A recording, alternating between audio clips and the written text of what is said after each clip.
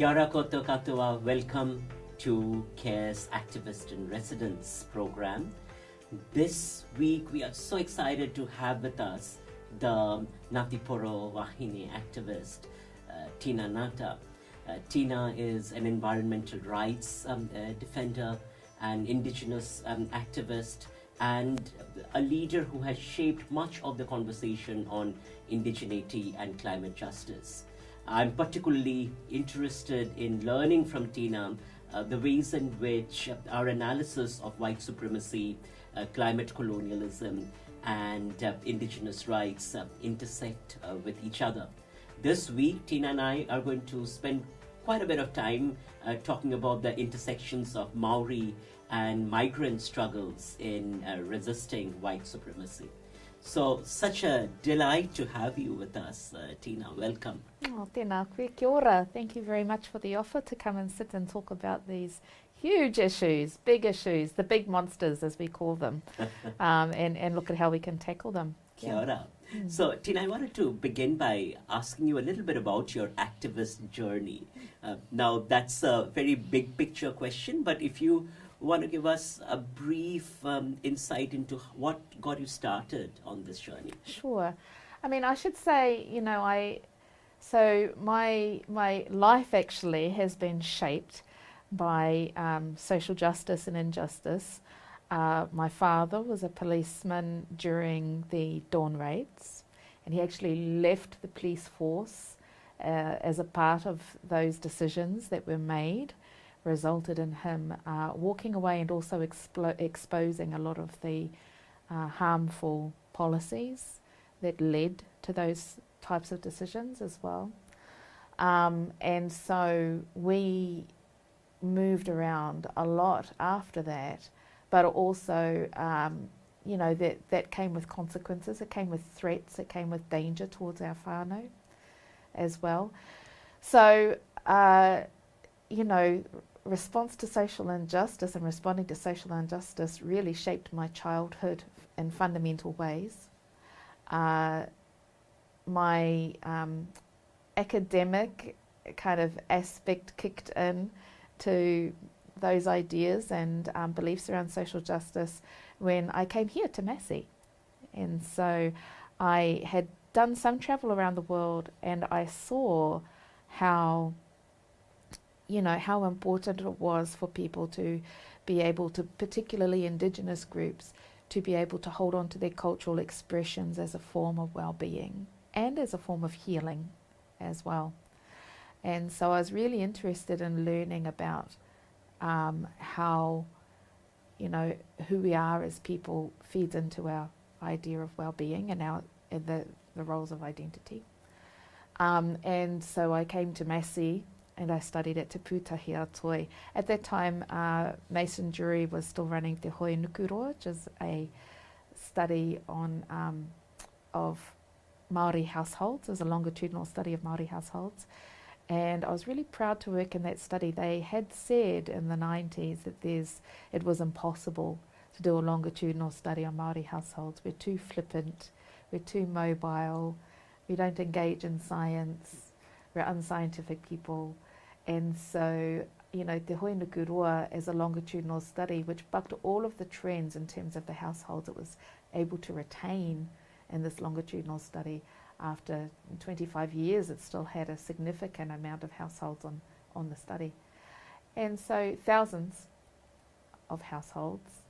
And I spent a lot of my undergrad and then postgrad time interviewing those households. And I got a really strong appreciation, not just for Tā Mason's approach to our broad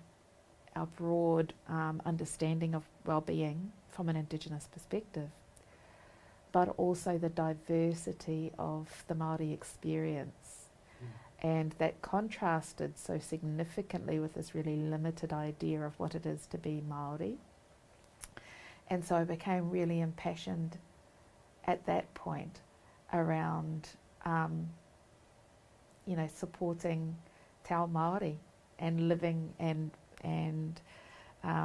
fighting for our rights as Māori through that journey. The other thing that I think I learnt over that time through Tā Mason and observation of him was just how powerful the facts around colonialism are. And even if you were to take all of the emotion out of that discussion, which it can be a really enraging discussion, if you were to take all of the emotion out of it, the facts themselves are powerfully emotive, just in and of themselves. And so, the things that I learnt, the bare facts that I learnt through his writings and his teachings, really drove me into a space of wanting to address and respond to those issues about how difficult it was for us to live as Māori, not just be Māori and exist as Māori, but to live as Māori as well on our own whenua. And so yeah, that was kind of that was my journey. And then after Tā Mason and working at Massey University, I moved to Wellington and then met Moana Jackson as well, who became a great mentor for me, and also really helped to shape my ideas around what Indigenous justice looks like. And I think that has been a real, what we call the toka tū moana. It has been the unshakable kind of cornerstone, I guess, of my journey, is how important it is to articulate justice really clearly, because if we are not articulating it for ourselves, it will be articulated within very limited parameters by our oppressors.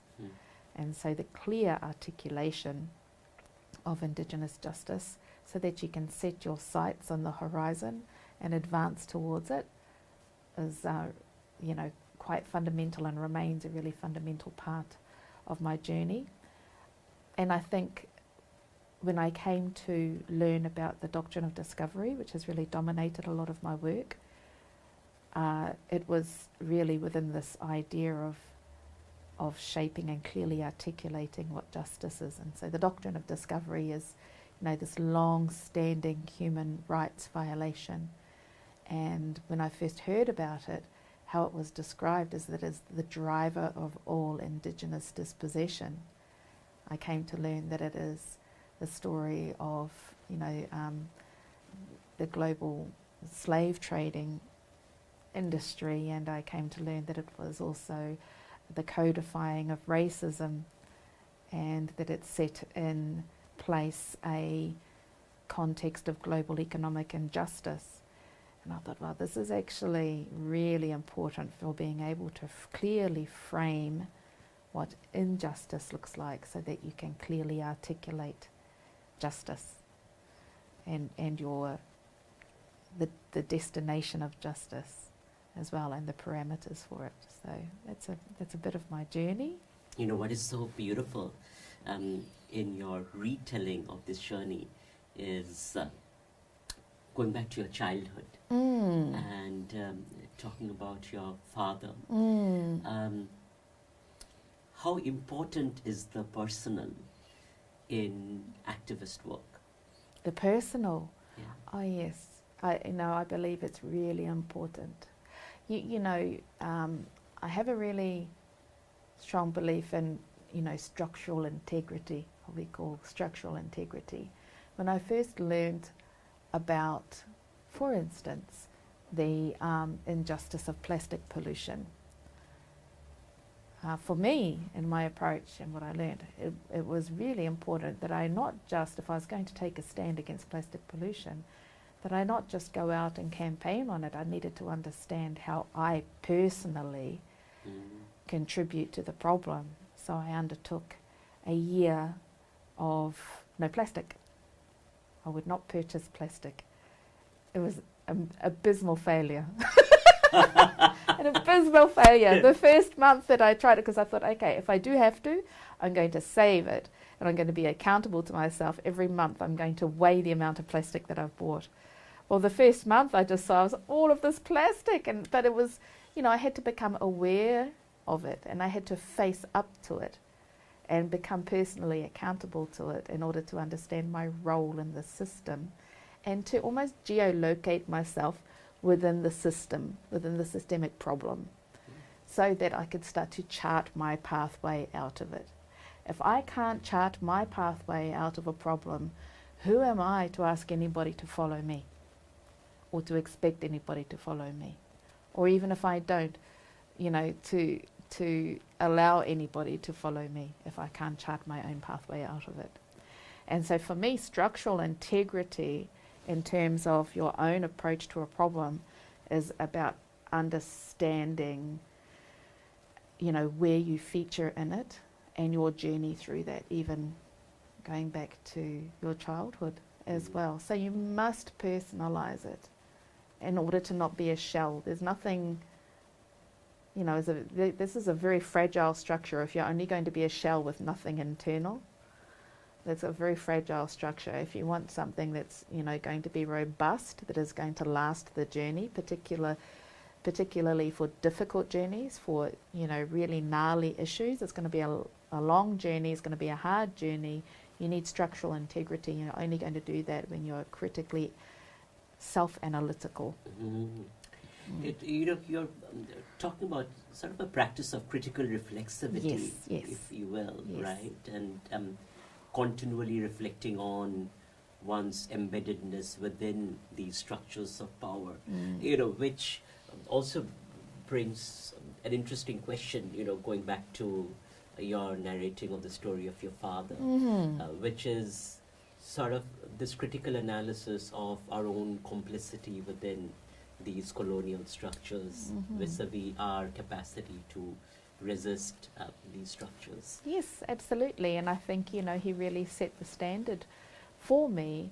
And, having been a part of the New Zealand police and then seeing these things that he deeply, deeply disagreed with and trying in multiple ways to shift that from within the system, and then realizing that there comes a time where you have to walk away. And then how do you walk away? If you're walking away from injustice, do you walk away in a way that,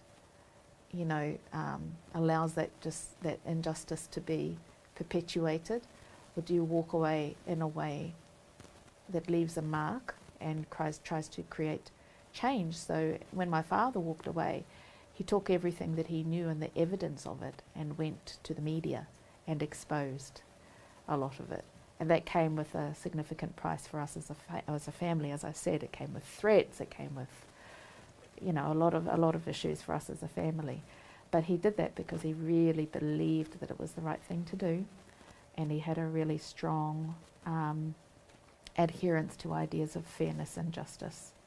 So I think that just at a really early stage of my life set a standard for your own personal values. And of course it's become really relevant again through the recent apology for the Dawn raids, and again even just in recent months the return of Dawn raids, hearing that there are more Dawn raids being carried out, and now it's becoming a political issue with the national government saying that they wish to retain the right to be able to carry out Dawn raids, even though we know that these things have had long-standing intergenerational consequences of harm. And I wanted to say, particularly around this idea of, personalising the political, for the big issues around countering racism and white supremacy, addressing climate change, corporate political activity. These are big issues. They're also big foes. It's frustrating. You see a lot of people burn out. I've seen a lot of people pass away from fatigue, from these issues.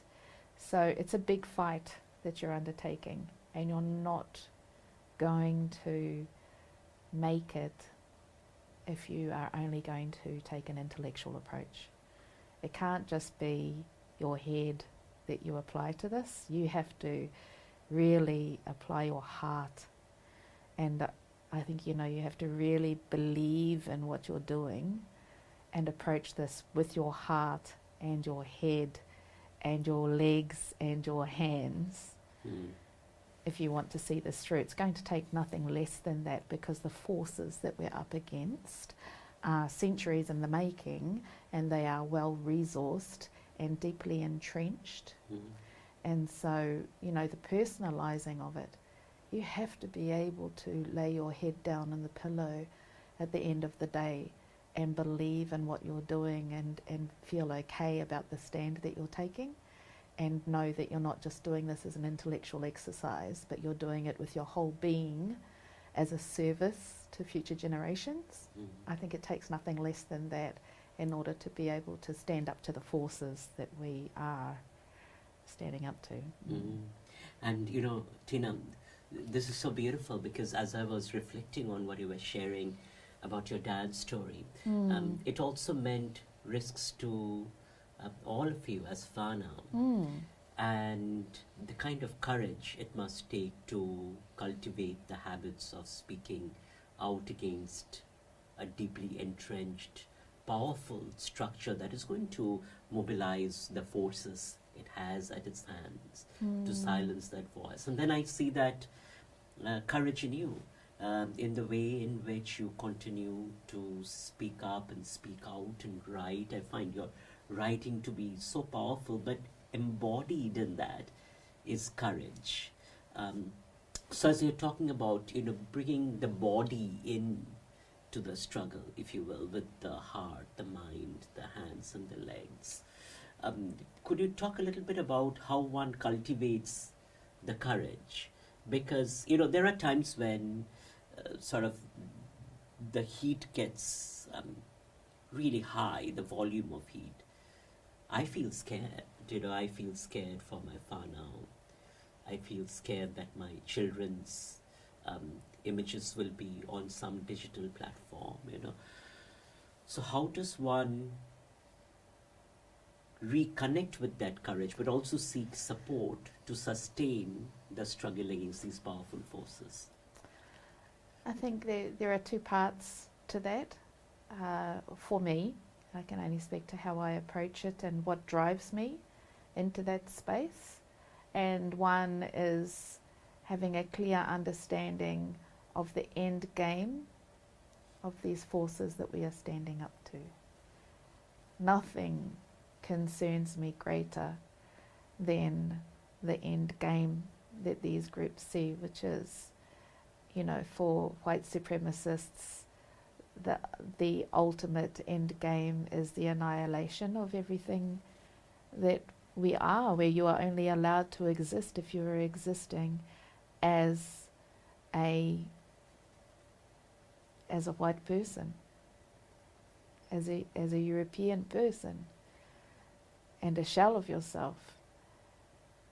And when you understand the harm, the mortality that comes with that, that strikes fear into me, much more than standing up and speaking the truth to somebody in the here and now, is seeing the trajectory of where that mindset leads to, the harm that it leads to. So in order to avoid that fearful outcome, I'm more than willing to stand up in spite of the fear. And then I believe the other part of it is seeing that some things are bigger than you singularly. And so for me, you know, some of these larger issues, even if I don't see a change, the end game that I'm fighting for in my lifetime, and I don't believe I will, at least I know that with the time that I have had here, I've contributed towards a better trajectory. And, you know, if you bury me, I don't know how to say this in a nice way. Bury me, like this is and actually it was a female elder that I heard that she goes, well, if you're going to bury me with one finger in the air. I was like, right on, man. And so, you know, just do what you can with the time that you have towards what you believe is the right thing, even if it's just you, even if it's only you. If you have spent that time to deeply wānanga with yourself and you truly believe inside of yourself that this is the right thing for humanity, for yourself, for your future, for your children, your grandchildren, your people, your community, then that is the thing you must do, right? Regardless of what that means for you personally, that is the thing that you must do. So for me, that those approaches, those are the things that really drive me. I don't know about the word courage, but those are the things that drive me to stand up when I need to stand up, regardless of the context. And that comes with understanding also the lineage that I come from, my own whakapapa. Whakapapa back to my ancestors and the trajectory of that lineage forward to future generations as well. And what is my service to that line of descent and ascent? That is so powerful, especially connecting to your idea of indigenous justice that you were talking about earlier. Aotearoa feels, I don't want to turn to exceptionalism per se, but feels special in some ways in the fight against white supremacy. To me, as Tawiwi, because of Te Tiriti, it seems to offer a kind of spirit that looks back and looks forward in offering a register for resistance. Do you have any thoughts on that, and sort of in terms of thinking through indigenous justice in a global context? Sure. So the global story of indigenous justice and injustice is really a part of this discussion that we have around the doctrine of discovery that took, European ideas of supremacy and Eurocentric, Anglocentric ideas of supremacy and then implanted them systemically around the world and built not just domestic systems around the world, but transnational and international systems of trade and policy, and even the creation of borders and ideas around the movement of people. So it globalized these notions of European and Anglo supremacy. And when that arrived on our shores, we have our own specific story around that. So that arrived on our shores. And a part of that story is the development of Te Tiriti o Waitangi. And I think if there's a really important report, Waitangi Tribunal report, for people to read, it's the Paparahi o Te Raki report, the Northland claim, because that speaks quite powerfully to the context of the drafting of Te Tiriti and what a treaty actually is. So, we have to understand, what is a treaty? A treaty is an agreement signed by two sovereign nations. So there's one learning. We obviously had sovereignty in order to be able to sign up to Te Tiriti. The second question is, was the treaty a treaty of cession? Well, the greatest of experts on this matter have already gathered and deliberated and collected evidence around that and have come to the considered conclusion that no, it was not a treaty of cession. But they've also spoken quite powerfully around what it was that our ancestors believed that they were signing up to and the future that they envisioned through that process. So I think Te Tiriti o Waitangi is a really powerful tool, if we allow it to be, can be a really powerful tool to counter the forces of European imperialism. That was the vision of our ancestor signatories on Te Tiriti o Waitangi. That is what they believed could happen when it was applied. Now, here's the thing. Who has been responsible for its application and who has been responsible for its violation throughout time? From the moment of its signing, Tau Māori have had to drag our treaty partner back to the treaty time and time again to remind them of their responsibility. And every bit of treaty progress that we've experienced in this nation has come through Te Ao Māori. And, you know, Te Treaty, as much as it's called a Māori concept and a Māori issue, it's actually the people who it created rights for were not Māori. We already had rights by virtue of our whakapapeha genealogy and our presence here. We already had rights. Created rights for tauiwi, created rights for non-Māori. And it said to them that, yes, you can make your home here, but not at the expense of the people whose home it already is. And these are the standards by which you may call this place home. And so it's become a Māori issue because Māori have played such an important and consistent role in holding the Crown to account for those standards by which tauiwi may call this place home. And even holding them to account to the standards by which they may exercise or express kawanatanga.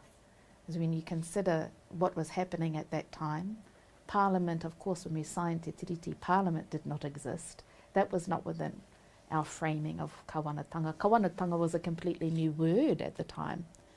And the only kawana that we had was Hobson, right? Hobson had a rangatira. The rangatira was Queen Victoria. And so you have to look at Te Tiriti to say, okay, so we've accorded kawanatanga here, and rangatiratanga rests with ngā hapu o Aotearoa. And so in terms of what that means for the perceptions of what those 505 signatories on Te Tiriti o Waitangi, which accorded kawanatanga to Hobson or to Queen Victoria, she got kawanatanga, and we got rangatiratanga, and what that meant in terms of the agreement. So off the back of that agreement came the 1852 New Zealand Constitution Act, which enabled settlers to establish a government, a parliament that was never a part of what was agreed to in Te Tiriti. And then from there, from that parental violation of Te Tiriti, come all of the subsequent violations. And over time, our job has been to consistently bring them back again to go, now this is a violation, now this is a violation, this is what honouring Te Tiriti looks like, this is a... And so we've done that work so often and so consistently that Te Tiriti o Waitangi has come to be seen as a Māori issue. Because we've been the protectors and the defenders of it for so long. You know, part of this seems like, and going back to doctrine of discovery, sort of the deployment of racist discursive architectures, if you will, to deny the long histories of science, of governmentality, of rule that already exist and have been in existence. So it seems like it is in that backdrop then that there is this articulation of democracy, and that we see being deployed even in the contemporary context. You know, the kind of rhetoric, one person, one vote. You know, which fundamentally seems to be based upon this racist denial of Te Tiriti. So how does one then challenge that kind of racist discourse, especially when that is being mainstreamed by political parties here in Aotearoa? Yeah.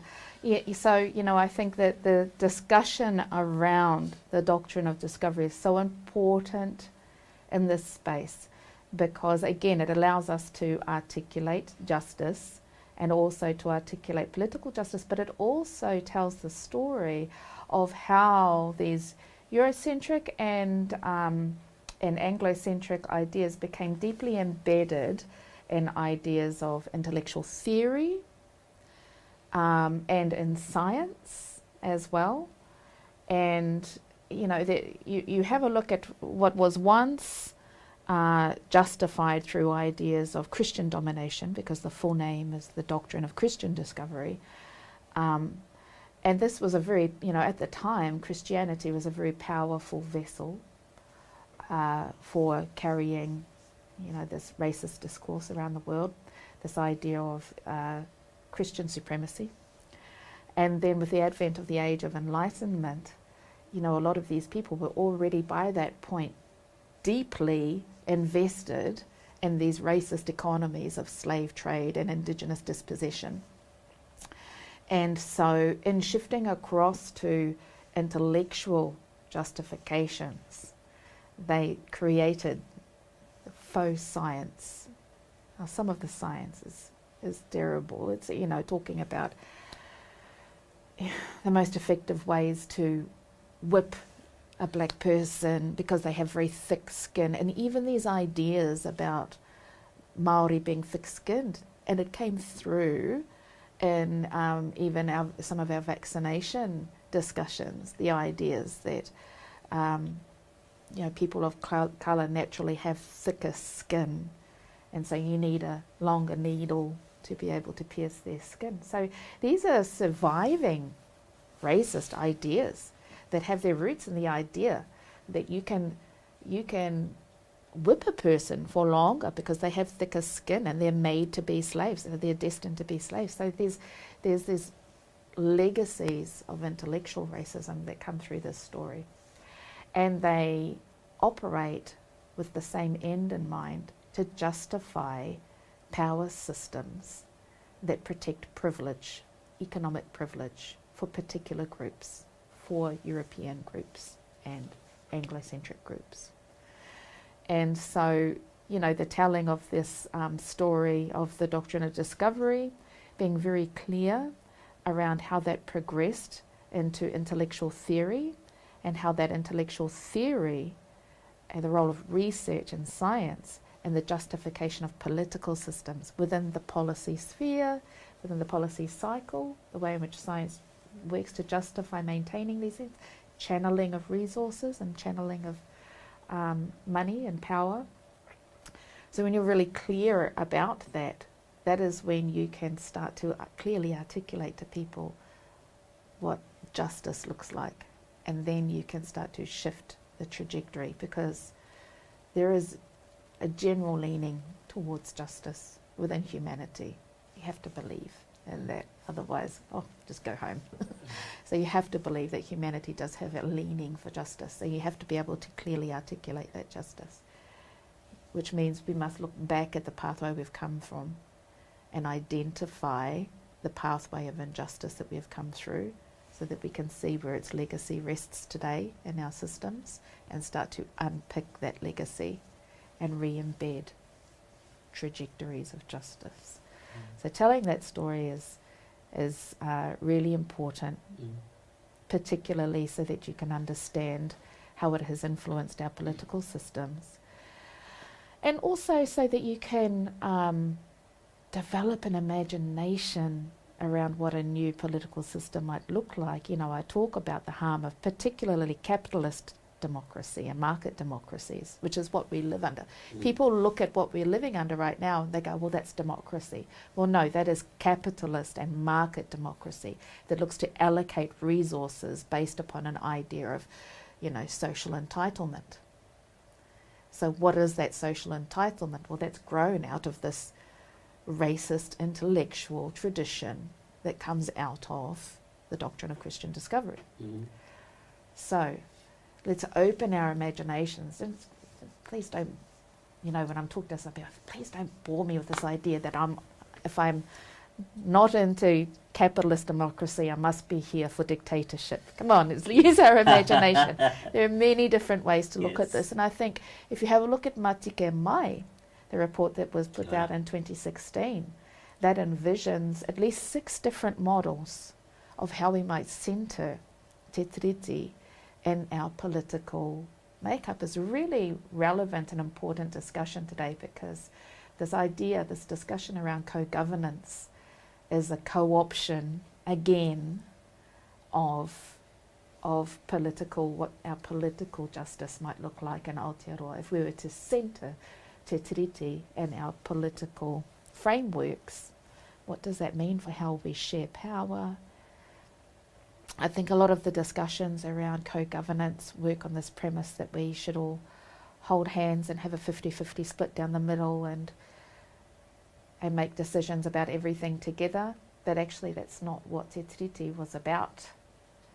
Te Tiriti clearly outlined that there are some areas that should rest with the governor and the government, and there are other areas that should rest with the rangatira, ngā rangatira o ngā hapu o Aotearoa. And so that is what was signed up to. Those were the standards that were signed up to, and so that's the real discussion. And I do believe that you can have a democratic system of sorts, but I also think you really just need to develop a political system that works towards those ideals of justice, whatever it looks like. Let's not get caught up in the terminology, particularly terminology that has grown out of an intellectual framework rooted in oppression anyway. And I suppose that a part of this also is recognizing that this capitalist structure of democracy is built upon the fundamental denial of democratic rights to the colonized peoples. Absolutely, and you can see that it is eating itself.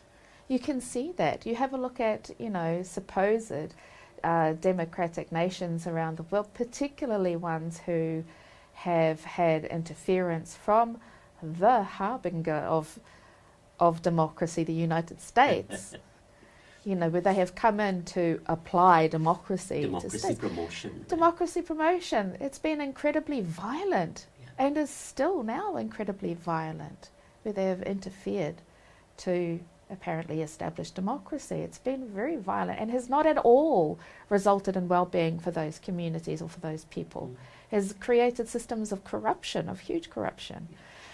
And so you look around at elections in Brazil, in Colombia, in Mexico, in the United States, the insurrection riots, all within capitalist democratic frameworks, all violent spaces as well. And so, it's a complete falsehood that these ideals of democracy result in well-being or equal well-being and justice for communities. You have to look at that. And it's getting worse. And it's getting worse, and you can see the violence is getting worse. So it's going to consume itself anyway. So I think we're just very fortunate here in Aotearoa that we do have the framework of Te Tiriti as a foundation block upon which to envision a new way of moving forward as a nation. And what you're saying is also making me think about disinformation, sort of being the fundamental infrastructure, if you will, of the empire and democracy promotion. Like you think Operation Iraqi Freedom and weapons of mass destruction, or Yes, because they need narratives to justify, colonial fictions. And this is what I wrote my book about, was around challenging colonial fictions, because they require these fictions to justify themselves. This is the importance of hero making, the importance of justness and righteousness in your story. If you want to build a movement, you have to have people really believe in that movement. And so you need to construct these legitimizations around it. And so there's a couple of things in there. One is that, you should deny people the ability to be able to critically analyze a story for themselves. And so there's quite a bit of work that goes into denying people critically and analytical tools to be able to do that themselves. And then two, you need to construct a very seductive narrative as well. So you can see in disinformation narratives that there's often, this kind of sub-narrative of having people believe that they're in on a secret, that they're special, they're in this kind of special group. And when they believe that they're in this special group that is privy to information that other people don't have, this is a form of seduction, is making people believe that you matter, that you're special, that you're a part of the story, but with an agenda attached to it. You matter, you're special, you're a part of the story, and so you must do this thing that serves this particular end, which is in service to some very harmful forces. Yeah.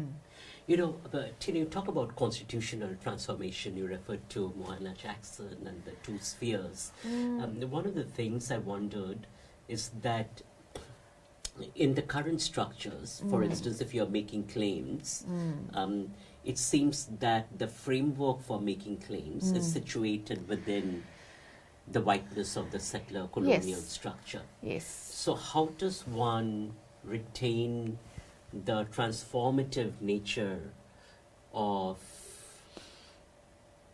the commitments of Tetiriti while having to negotiate a colonial structure based upon its rules of whiteness? You know, I think, you know, so the critique of the Waitangi Tribunal is just as important as the products of the Waitangi Tribunal. And there is an increasing voice that critiques the Waitangi Tribunal as a construct of the government. And it's, you know, it's really interesting because when the Declaration for the Rights of Indigenous Peoples, which was drafted by Mohan Jackson and many others, you know, wonderful Indigenous leaders, and that too exists within this, you know, kind of broader colonial framework of the United Nations, a collection of colonizing nations as well. But that was also drafted by some brilliant Indigenous minds. And when that was first put through to the General Assembly, the groups who did not vote in its favour were, of course, the nations, the most dominant colonial nations, were New Zealand, Australia, USA, Canada, I think Mexico, were the ones who refused to sign on to it. And when New Zealand refused to sign on to it, they actually utilised Te Tiriti as the reason to not ratify the Declaration for the Rights of Indigenous Peoples. And they positioned that actually to do so would disrespect Te Tiriti. And I found that that's really interesting to see, to watch them actually weaponise Te Tiriti against Indigenous rights in an Aotearoa context, even for a document that is drafted by Māori, you know, who Māori have participated in the drafting of it. So, yeah, I found that to be an interesting demonstration of some of the problematic approaches to Te Tiriti by our Crown, because, you know, one of those factors is that actually the Waitangi Tribunal obviously is limited to breaches from 1840 onwards within a particular context of the articles of Te Tiriti. It's crafted within a colonial context, as you point out. The ultimate authority on the matter is the Crown, and we see that coming through again and again, where even when the Waitangi Tribunal delivers findings like Te Paparahi o Te Raki that Te Tiriti was not a treaty of cession, it's still ultimately up to the Crown whether or not they do anything with those recommendations. And there have been multiple recommendations that have not been taken up by the Crown. There are other aspects to it, such as, you know, the limitations that are placed upon settlements, the inability to be able to claim land that has been privatised, even though it was stolen land. Once it's been privatised, it can't be included in a settlement. And you know, even the settlement process in and of itself is a painful and divisive process. It is under-resourced for people to be able to gather this information. It's deeply traumatic information that you're then placing before a group, which is then contested by the Crown as well, who are basically gaslighting you about your own experience of colonisation. And this process, which is completely toothless, has been put forward as the reason why we should not why we don't need to and should not ratify the Declaration of the Rights of Indigenous Peoples, even though historically it has been Māori who, as I say, have dragged the crown to the table to actually honour Te Tiriti in the first place, and that is an ongoing issue. So yeah, it's an issue that, you know, the Waitangi Tribunal and the current placement, constitutional placement of Te Tiriti o Waitangi sits within this broader framework of Crown authority, which in and of itself is a violation of Te Tiriti o Waitangi, the level of authority claimed by the current government. You know, and it's almost absurd. Te tiriti matters enough for you upon which to base a government, but it doesn't matter enough to be enforceable by that same government. You know? So just this picking and choosing, the perversity of the picking and choosing about when it matters and when it doesn't matter. If it doesn't matter enough to be enforceable, then how do you base your entire government upon it? Your very presence is based upon it, but it's not enforceable and doesn't matter enough to be able to claim back privatised land and doesn't matter enough to be able to actually apply the findings of the tribunal. So, you know, I think it's always going to be problematic whilst it's still applied within this larger assumption of Crown authority, which in and of itself is a violation. And the assertion of legitimacy in that sense reproduces the whiteness of the Crown. Yes, yes it does. You know, Tina, as we move toward wrapping up, I'm really drawn toward a few things. One, you said about how important it is to maintain the strength of dissent amidst the shiny the seduction of co-option. You know, do you want to speak to that a little bit? Sure.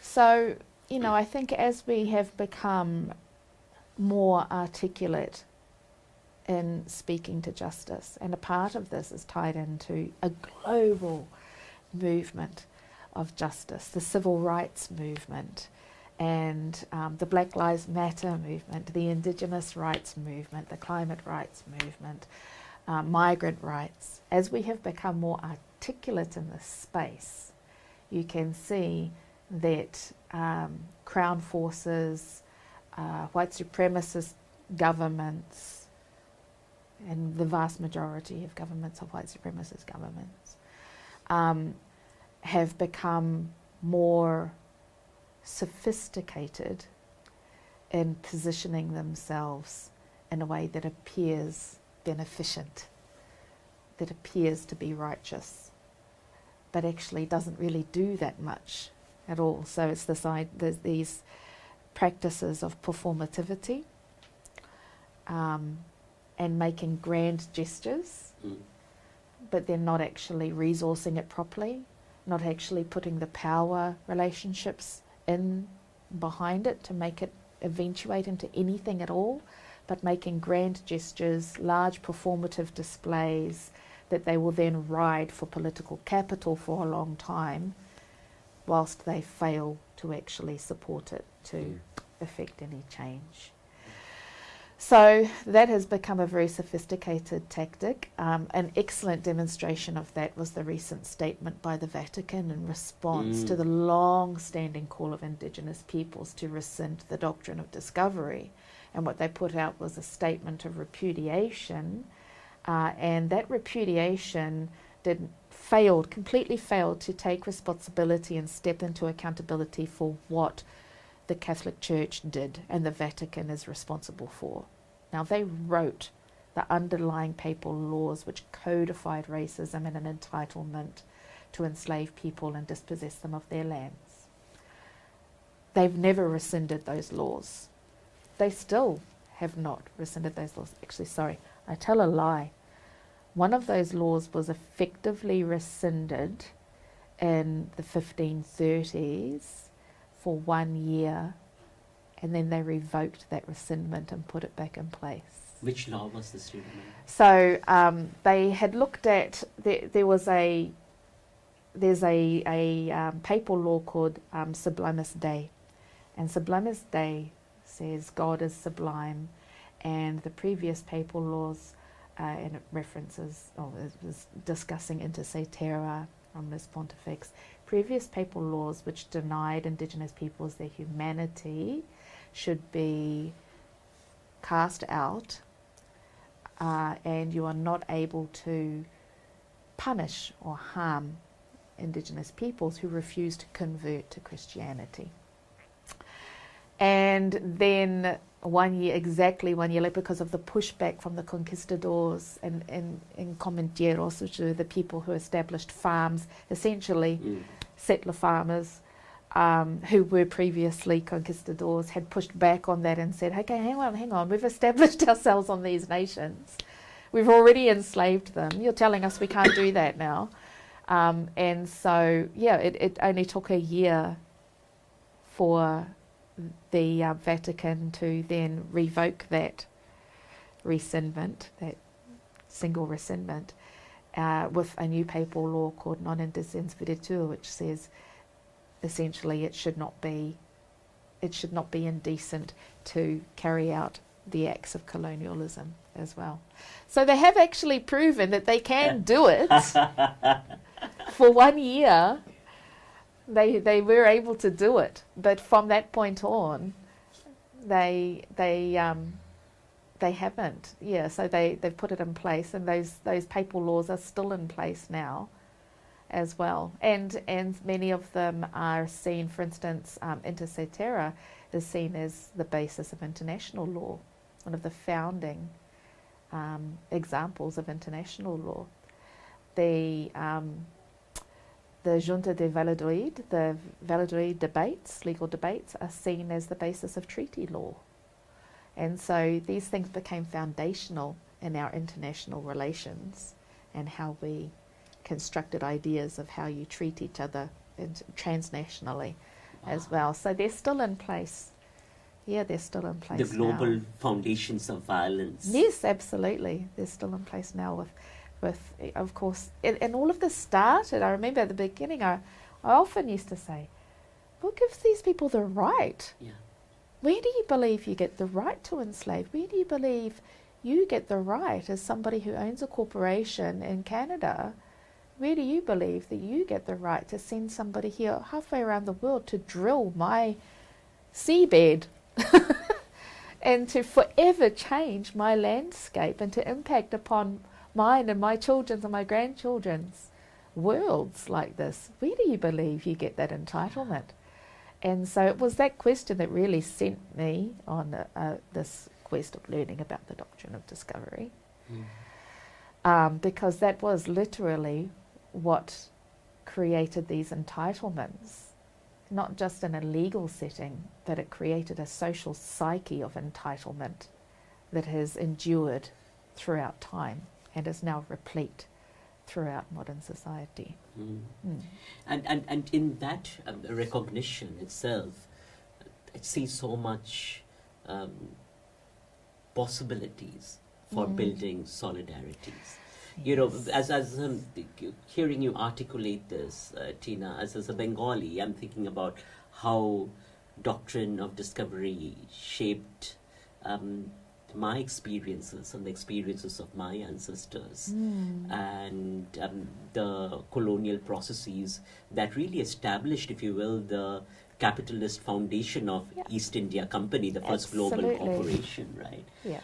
So the question then is, particularly for migrants of color who have come to Aotearoa, bringing with them these experiences of the effects of the colonial violence rooted in doctrine of discovery. Absolutely. What are the openings for crafting solidarities with Ngata Whenua and really anchoring in Petiliti? You know, I think the foundations of relationships of solidarity come with clearly understanding your intersections and your divergences. You know, so you need to know your story. You need to listen and wānanga with people about their story so that you can see, actually, This is where our stories intersect, and otherwise you'll be sold another story. You'll be sold another story by people who have a particular agenda.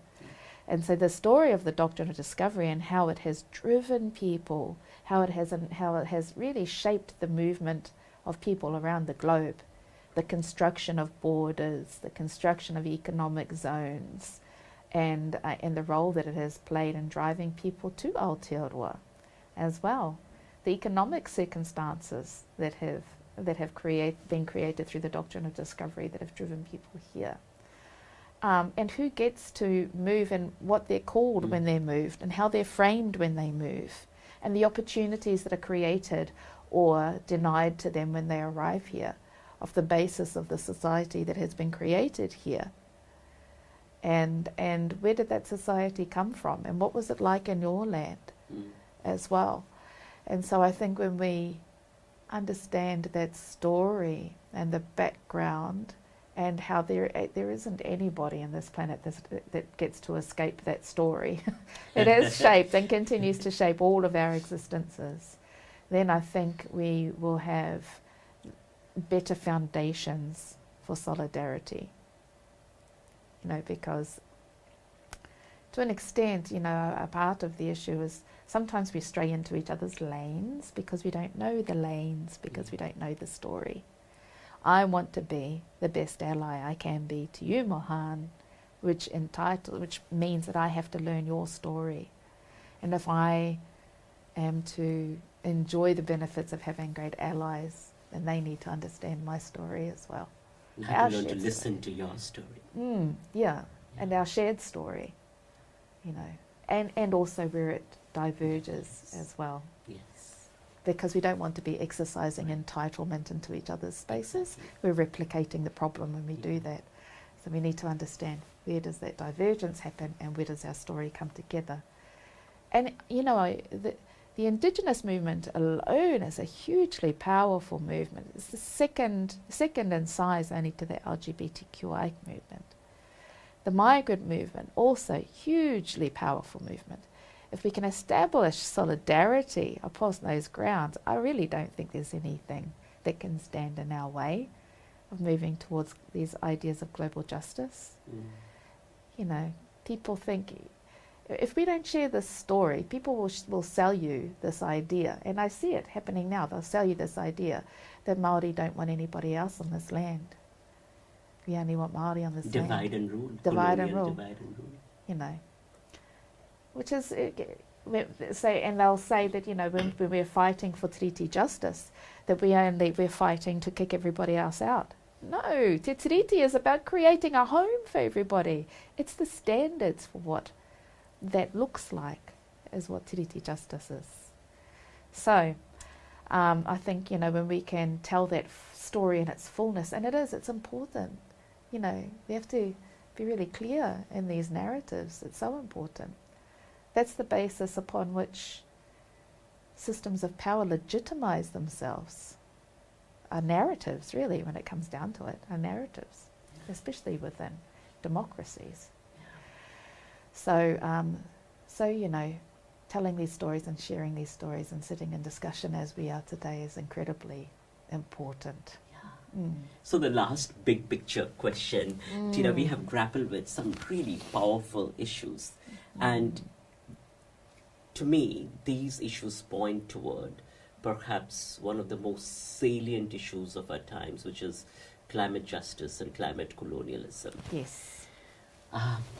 When you think about the kinds of effects we are seeing here in the Pacific, right, with islands going underwater, livelihoods destroyed, it seems that this is also a time where there needs to be a powerful challenge put against the kinds of forces of extractive neoliberal capitalism that have gone to an extreme and continue to perpetuate these extractive practices.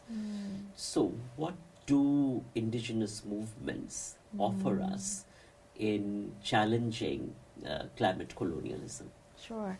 So when you look back at, the forces at play today, which really drive climate colonialism and climate crime.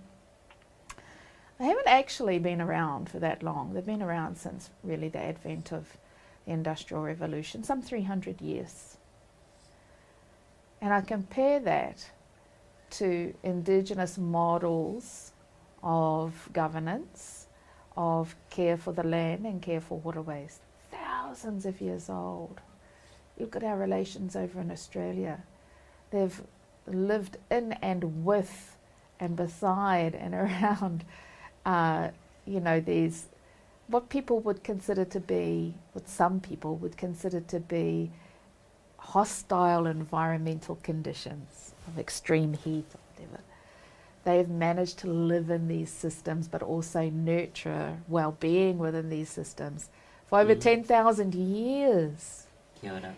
You know, at least 1,000 years. I mean, going by our oral traditions, we're also descendants of Pānia, we're also descendants of Maori, we're also descendants of ancestors that have come out of these soils. And so in honouring and recognising that we have oral traditions that say that we have already been here, it's much longer than 1,000 years. Even if we were to just look at our ancestors who came here on the waka, there's, 1,000 years or so of looking after waterways, of keeping our systems abundant, and so, and ways of economy, systems of jurisprudence, ways of political organisation and social organisation that were commensurate with an abundant environment. And so I look at the period of time that we have held on to those spaces, and in just 300 short years, actually, if we're talking about Aotearoa, that's 1,000 years compared to 180 years of harm. And that says to me, if you can do that in 180 years, we can undo it. We can undo it, because look at the period of time that we held abundant systems for. If you look at that at a global scale, 10,000 years or more, tens of thousands of years that indigenous peoples have looked after these spaces of abundance. You look at the fact that 80% of the world's biodiversity is held within indigenous managed lands. You have a look at indigenous managed forests, which sequester 300 times more carbon than other forests. And you think, wow, look at the ecological potential of land back. If that's what we can do when we currently survive on less than 1/5 of our traditional territories, we've been able to sequester significantly more carbon in those indigenous managed territories. We've been able to hold on to significantly more biodiversity in those spaces, significantly more social well-being when we are able to look after our own systems in those spaces. What is the potential of land back within that context as well? So it holds great potential. That said, we cannot just look to indigenous peoples for solutions without understanding that we have to also stand in solidarity for them, for the barriers that stand in our own way to potentiating those solutions. Don't just knock on my door because you want to learn how to look after a forest if you're not willing to stand with me when I'm fighting for my language, because my language is connected to that forest. My language is that forest, it comes out of that forest. We have an onomatopoeic language that mimics the sounds of the spaces that we live in, and that holds vital information in how we look after these places. So if you're not going to stand by me whilst I'm fighting for the rights of maternal health care for Indigenous women, the rights of our people and families within the justice sector, the rights for me to hold on to my children and not have them taken out of my home, then don't come and knock on my door and ask for me to give you information on how to look after that plant over there. It has to be connected, because that is the point of anti-colonialism, is to reconnect the fundamentally disconnected practice of imperialism and colonialism. So beautiful. Thank you. Tina. And thank you for offering us that hope and crafting really a vision for hope in terms of how, the kinds of things we're going to talk about, say, as Maori migrant solidarities or anti-racist strategies actually are connected to broader projects of anti-colonialism, anti-capitalism, climate justice. Absolutely. Absolutely. No, thank you. Thank you for the opportunity to share these narratives and to shift the narratives. Because at the end of the day,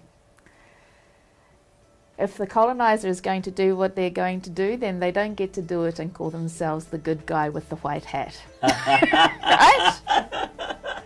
So sharing these narratives in and of itself is beneficial. So thank you for the invite. Thank you so much.